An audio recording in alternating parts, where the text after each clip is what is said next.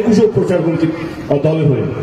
আমি এইটুকু বলতে পারি যে আমাদের যা সংগঠন, আমাদের যা কর্মীদের কি বলবো সংখ্যা বা তাদের বিশ্বাস, তাদের ভালোবাসা দলের প্রতি অন্য কোন দলের নেই। কিন্তু আমি একটা জিনিস বিশ্বাস করি, টিএমসি কে হারানোর ক্ষমতা কারণ নেই, শুধু টিএমসিরই আছে। আমাদের দলকে হারানোর কারোর ক্ষমতা নেই যদি আমরা বিশ্বাসঘাতকতা নিজেদের সঙ্গে না করি। কিন্তু আমি বিশ্বাস করি আমাদের দল এবং আপনারা নিজেদের সমস্ত কিছু দিয়ে দেবেন।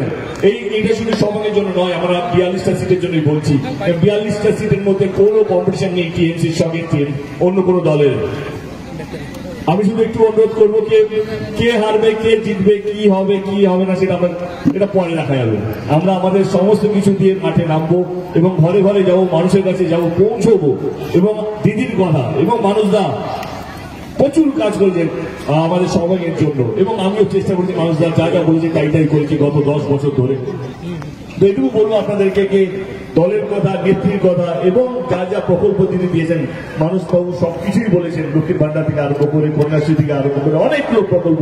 আমার মনে হয় না অন্য কোনো রাজ্যে অন্য কোনো মুখ্যমন্ত্রী এতগুলো প্রকল্প তার রাজ্যের জন্য করেছে যতগুলো আমাদের নেত্রী, আমাদের মুখ্যমন্ত্রী আমাদের রাজ্যের জন্য করেছে। তো এইটুকু বললেই আমার মনে হয় মানুষ আমাদের সঙ্গে আছে, তাদের ভালোবাসা আমাদের সঙ্গে আছে। সর্বোপরি 25শে মে আমাদের নির্বাচন, পাশে থাকবেন, যেটা মানুষদা বললো, আশীর্বাদ করবেন আপনার এই ছোট ভাইটাকে যেন তৃতীয়বারের জন্য আবার আমি পার্লামেন্টে যেতে পারি।